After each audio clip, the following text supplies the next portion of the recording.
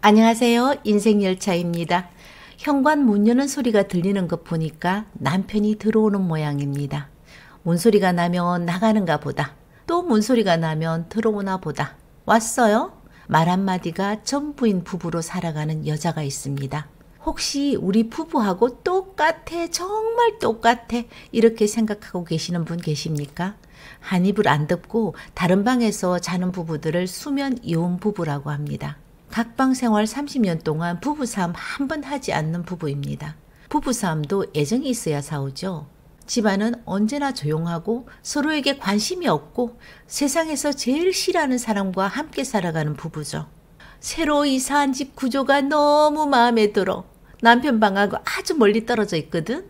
난 이제 밤에 안심하고 잘 잘 것 같다니까? 무슨 소리를 하고 있노? 밖에 남자 있는 것도 아닌데 왜 남편이라면 질색을 하는지 난 이해를 할 수가 없네. 30년 동안 수절 과부처럼 이래 산다는 게 말이 된다고 생각해? 니도 여자인데 평생 이렇게 왜 사는데? 야야, 좋은 남자 필요하면 언제든지 말하거래. 알았지? 살면 다 사라지더라.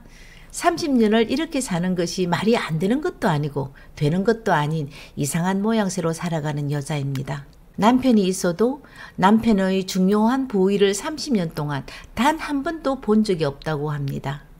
목욕을 할 때도 문을 잠그고 속옷을 갈아입을 때도 문을 잠그고 잠잘 때도 허벅지가 보일까봐 바지 잠옷만 입고 살아가는 여자입니다. 남편이 없다면 훨씬 더 불편함 없이 살 것 같다는 여자는 남편을 두고 30년 동안 각방을 쓰며 사는 여자입니다.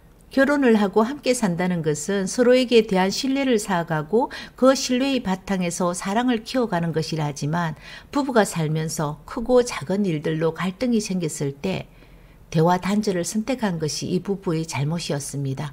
문제가 생겼을 때 대화를 하지 않는다면 풀어갈 수 있는 방법이 없잖아요. 대화를 통해서 풀어나가고 그런 대화 속에서 부부 사이가 좀 더 돈독해지는 그런 경우가 많거든요. 대화가 없고 소통이 없다면 정말 사소한 문제에도 갈등이 생기게 마련입니다. 우리가 무슨 일이 생겼을 때도 소통을 한다는 것은 정말 중요한 부분이거든요. 말 한마디가 섞기 싫은데 무슨 대화를 하라고. 셋마디만 넘어가면 싸우기 때문에 입 꽉 다물고 사는 것이 안 시끄럽고 좋거든. 잠시 구독, 좋아요 누르고 다시 출발할까요? 사극이나 영화, 상류층 주제를 다루는 드라마를 보면 부부끼리 방을 따로 사용하는 것을 많이 볼 수 있습니다. 많이 배우고 돈 많은 부자, 유명한 사람들도 각자의 방을 사용하는 것을 보면 방을 따로 쓴다고 해서 무조건 나쁜 것은 아닌 모양입니다. 각각의 침실에서 잠을 자며 수면의 방해를 덜 받기 때문에 수면의 질이 높아질 수 있잖아요.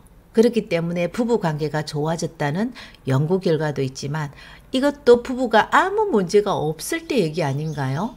사람은 일생의 3분의 1을 수면을 취합니다. 편한 수면과 소중한 배우자와 우리는 막견을 하며 각방 생활을 시작하는 경우가 많습니다. 세월이 지나면 이 선택이 얼마나 어리석고 잘못된 선택인지 알 수 있을 겁니다. 주야간을 하기 때문에 수면 패턴이 맞지 않거나 그리고 아이 때문에 출근하는 남편의 수면을 위해 때로는 나이가 들면 혼자만의 그 공간이 좋아서 배우자가 코를 골아서 너무 예민해서 상대의 잠버릇이 고약해서 이런 이유로 부부가 서로 합의하에 부부 각방을 쓰는 경우도 있지만 반대로 서로 합의되지 않는 상태에서 각방을 쓰는 경우도 있잖아요.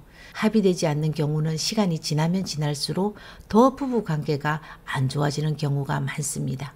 서로 사랑하는 마음이 있고 신뢰를 충분히 쌓고 사는 사람이라면 각방을 써도 문제가 없을 테지만 맨날 부부끼리 싸우고 부부 갈등이 많은 그리고 또 배우자의 갈등 등으로 선택한 각방 생활은 시간이 지나면 상황이 점점 더 안 좋아지기 때문에 상황이 좋아질 거라는 그런 기대는 하지 않는 것이 좋습니다.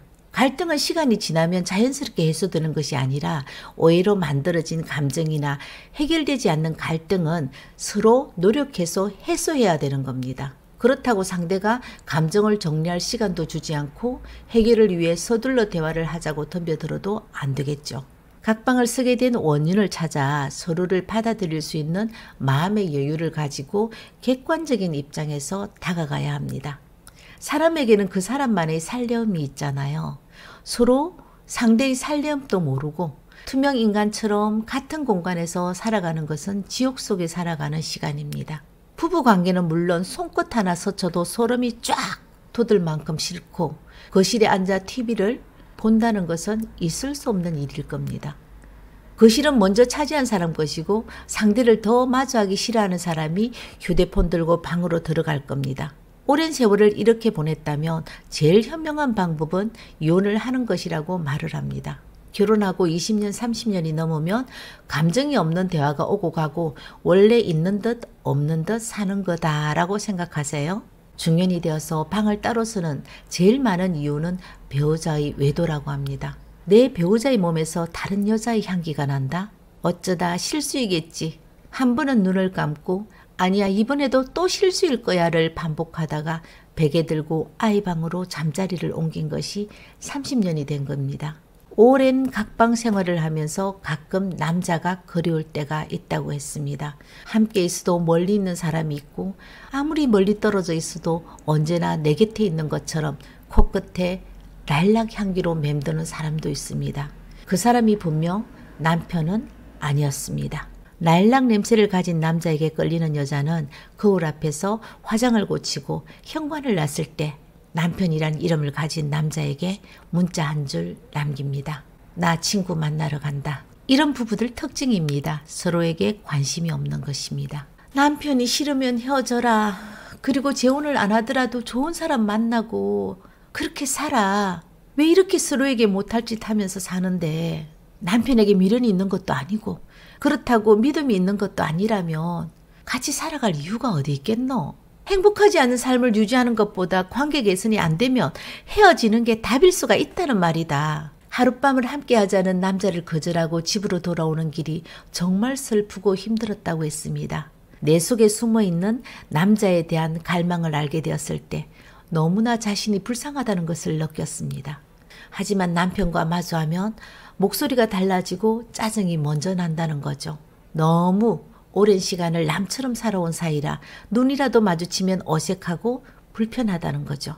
한때는 남편이 잘못을 용서하고 더 사랑하고 남편을 품으며 다른 부부처럼 살고 싶을 때가 있어서 용기를 내서 대화를 풀어가고 싶을 때가 있었습니다.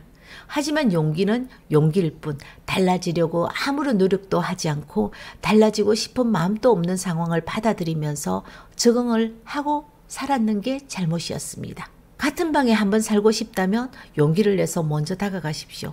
같은 방에서 안 살아도 되니까 그래도 다른 집 부부처럼 그렇게 한번 살아보자라고 생각이 든다면 먼저 용기 내어 보십시오.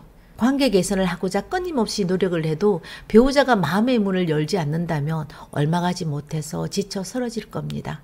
깊어진 갈등을 겪는 부부가 부담스럽고 불편함을 뒤로하고 관계 개선을 위해 쉽게 다가서는 사람은 없을 겁니다.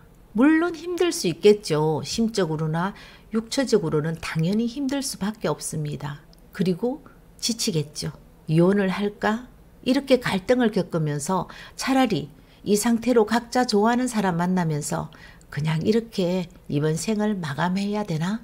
아니면 좀 더 지금이라도 노력을 해보고 좋은 부부로 평범한 일상을 우리가 하면서 살도록 노력을 해야 되나? 이런 부분에 대해서 고민이 많아질 겁니다. 이건 사는 게 아니에요. 서로에게 아무 의미가 없는 그런 사람으로 매일 살아가는 것은 너무 잔인한 일상입니다. 그렇기 때문에 남편 역시 이혼을 해야 되겠다는 생각은 물론 했을 겁니다. 그렇지만 또 한편으로는 서로 사랑하지도 않으면서도 원만한 소통을 못하면서도 각방생활 30년을 너무도 잘 적응해 버렸기 때문에 이제 와서 꼭 이혼을 해야 되는 걸까? 그냥 이렇게 사는 것도 나쁘지 않다는 생각도 물론 할 때도 있습니다. 이혼을 생각하기 전에 부부 사이의 문제를 다시 한번 생각해 보아야 합니다. 사람 마음은 시간이 해결해 주는 것이 아니고 시간이 오래 갈수록 관계는 악화될 수 있고 부부에 대한 관심과 배려 역시 떨어질 겁니다. 대화를 단절하고 소통을 하지 않으면 부부싸움에 대한 원인에 대해서 알 수도 없을 뿐더러 필요치 않는 오해만 쌓이게 될 뿐입니다. 각방을 사용하면 육체는 멀어지고 마음의 갈등은 더욱 깊어지게 마련입니다. 부부싸움을 하고 각방 사용하는 불편한 일이 발생하면 문제를 해결하려고 부부들은 더 많은 노력을 해야 합니다. 하지만 마음속에 있는 좋지 않은 부정적인 감정을 먼저 정리하지 않고 잊혀진 손편지라도 써보고 카톡으로 하트도 날려보고 진심을 전하는 문자를 보내는 것은 진실성이 없기 때문에 소용없습니다. 각방 생활 30년을 하면서 알게 된 것이 바로 이것이죠. 상대의 싫은 것을 찾지 말고 좋은 것을 먼저 보아야 합니다. 그리고 무엇이 상대의 마음을 상하게 했는지 이유를 알고 나 자신은 물론 상대의 감정이 가라앉으면 솔직하게 서로의 감정과 생각을 말해보는 것입니다. 당신이 잘해서 봐. 우리가 이렇게 되었겠어? 당신 때문에 내가 얼마나 힘든 줄 알아? 확실히 그만하죠. 여기서 그만하자고. 상대를 탓하면 안 되는 것입니다. 잘못한 사람은 진심으로 사과해야 합니다. 상대를 받아들일 때는 부정적인 생각과 감정을 없애고 받아들여야 해결할 수 있습니다. 그래야 마음의 문을 조금이라도 열 수 있거든요. 우리가 싸우는 이유가 무엇인가요? 상대의 고치지 않는 말과 행동 아닙니까? 대화가 잘 되지 않는 경우에는 상대의 말이 본인이 말하는 스타일과 다를 때마다 반박을 해서 싸우고 대화가 단절되는 경우가 많습니다. 내 배우자는 말을 왜 저딴 식으로밖에 못할까? 화가 나지만 내가 이해를 하자.